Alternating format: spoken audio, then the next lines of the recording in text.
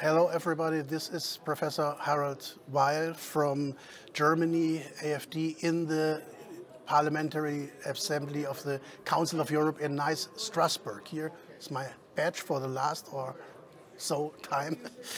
I have a guest and a nice colleague, Kollegen Shopov, from the conservative Vasrastane Revival Party in Bulgaria, which doubled their percentage from election by election, and election time in Bulgaria is every 1 or 2 years. So, well, even more frequent than that. Unfortunately, every year there's 1 or 2 elections. So far, since 2021, we've had 8 elections. Okay. 8 elections in 4 years, 8 elections. Yeah. Well, so yes, our presence in the parliament has been growing, and the presence of patriotic parties in the Bulgarian parliament has been growing. I think it's due to the fact that European policy on a European Parliament level and a European Commission level have been leading Europe to degrade in its economic progress, in its social progress. The European people, Bulgarian people, German people, the expectations that they've been having from this union slowly have not been met. And they have not been met because of stupid policies, because we're focusing on things that are not important. We should be focusing on the well-being of the people, physical well-being, economic well-being, better education, better health, more job opportunities, and all these things. The European elite, what it seems, is not concentrating on. They're concentrating on fighting this enemy that they claim is Russia. They're focusing on transgender education. They're focusing on migration. They're focusing on bringing in as many migrants as possible, which are not really refugees, because a refugee is a refugee when he's fleeing a war zone, and he becomes a refugee in the neighboring country. But we see people from the Middle East going all the way up to Germany, and therefore they are economic migrants. And handling so many economic migrants at once is not healthy for any nation. Yeah, please, let's come back to this election thing. So that's, some would argue that's democracy at work, every 1 or 2 rerun, pre-run, and so on. But democracy is at work. What is the result? That's the question. You are in politics since 22. That's your 3rd year. For me, it's more than the 7th year. I call it a 7 years war. And what has changed? I think our conservatives and relatively new parties, we are addressing these problems. That all that what you mentioned, it ends up that things go on as business as usual. Migration is not controlled, is not handled, is not managed in any meaningful way, at least in Germany, and the rest of the EU too. The education thing is a mess. What do young people learn in schools? What education is offered at universities? And besides these economic things, we have the currency thing. I think very few people know that not all members of the European Union are members of the Eurozone and joined the Euro. Some opted out from the beginning on, like Sweden, like Denmark, like United Kingdom, which is not a member anymore. But you are required to opt in Bulgaria, and the public opinion and even professional opinion and analysts are against this introduction of the euro to that time. Can you tell us something about the process of the public vote and the action or non-action of the Parliament, of the President and the Supreme Court? Yes, Professor Weil. So basically 80% of the Bulgarian people do not want accession to the Eurozone. The people who want accession are the big multinational companies, because they will save some money in transaction fees, and the political elite. Unfortunately, the political elite is not taking into account the opinion of the people. We as a party collected 604,000 signatures in order to have a referendum on the subject. The law requires you to have only 400,000 signatures. So after collecting these signatures in a 3-month period, we had to give them into Parliament, and Parliament is required, obliged by law, to vote a resolution to hold a referendum on the topic. The majority in 2023 decided not to vote for a resolution. So they denied the right of 604,000 people, which signed in the span of 3 months, to want a referendum. They denied these people the choice of democracy. And they imposed their will, their vision on how the country should be run financially. The president, following this, refused to announce a referendum because he has the power to do so, but he refused as well.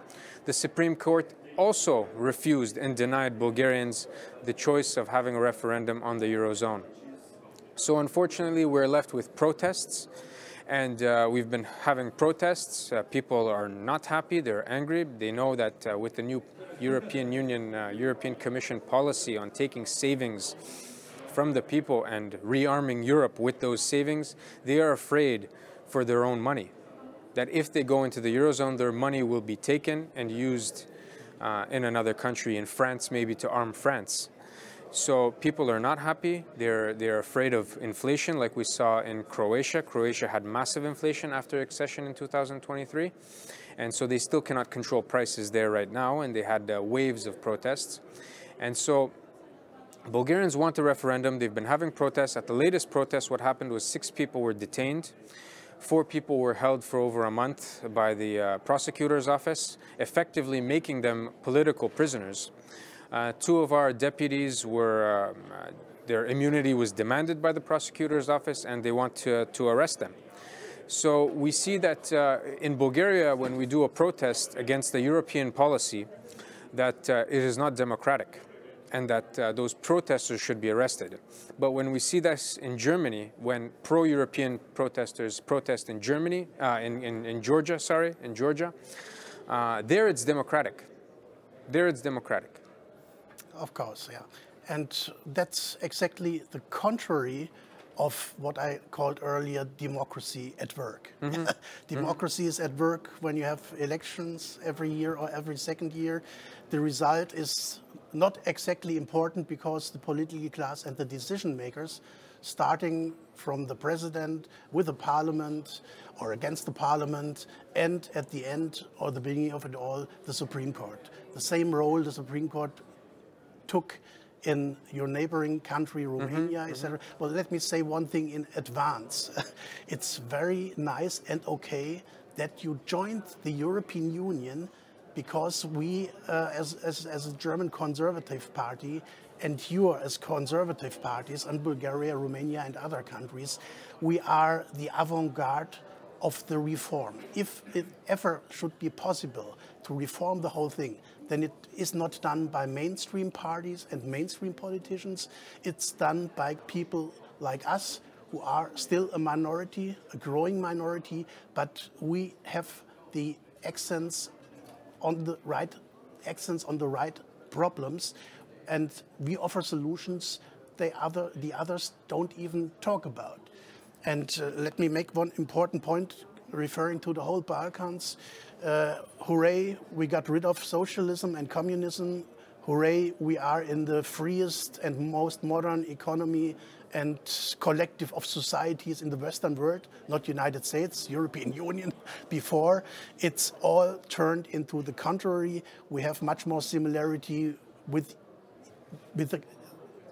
something I call EU-SSR, and it's called like that since 2009, when a Soviet dissident, Vladimir Bukovsky, framed this very word, this technical word, in the elections of 2009. So what it brought to the countries, big or small, Balkans or not, first thing, things get more expensive, as you said, especially when it comes together with the euro, as you've mentioned in Croatia.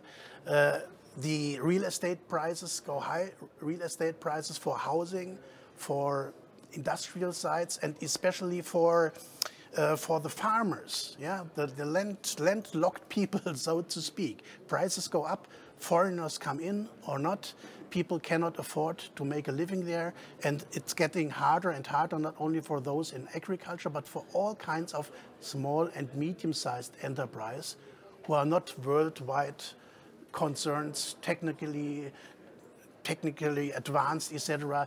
It's a hell and a mess for small and medium-sized companies.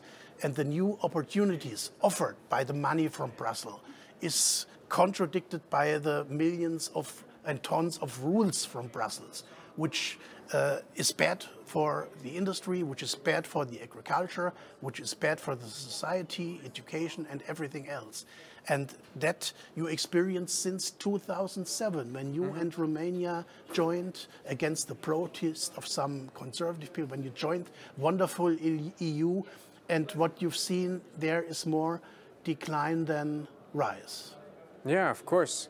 And it's very unfortunate because the politicians were always promising everything for the people if they just joined the next international organization. So it was like that with NATO in 2001. They told us you have to cut up your rockets, cut up your tanks, cut up your airplanes, but you will have more security and everything will be better in NATO. And then it was with the EU in 2007. The economy will be better, everyone will have a job. Yes, right now in Bulgaria everybody has a job, but a lot of people have left to have a job in Austria, in Germany, in France, and so they're working in other countries, they're not working in Bulgaria. And now it's the same with the Eurozone. They're promising the same things as with the European Union, and that is why people do not want it, because they know, they've seen the promises did not hold up, and they do not want to be lied to again. But you mentioned something very important with housing and with the industry, and the European Union was based on the promise that there will be more security for the European people. But what we see is that there is no more security. Housing has gone up. Young people are not sure about their future. They're not sure that they can start a family because housing is very expensive now with all the new migrants coming into Europe. Crime has gone up drastically. People do not feel secure outside of their homes. And with the failing economy, people are not sure about if tomorrow that their factory will close down and that they will lose their job. So security is fleeting in the European Union, and there needs to be reform. This old political elite in Europe needs to go, like you said, Professor. And I know and I hope that our parties will work together to achieve great things for Europe, make Europe great again. Very nice. We have a perspective, and especially and even the countries and parties who entered the European Union as founders in '57 are not much better off than those who entered 2007. Mm-hmm. And so let's make a joint effort and take my greetings to Bulgaria, to Dr. Kostadinov, your party leader, to Mr. Stoyanov, who is a member of European Parliament, and last but not least, Mrs. Rada Laikova, which moved from Berlin to Brussels in order to make a change. Thank you very much, and see you again. Thank you very much.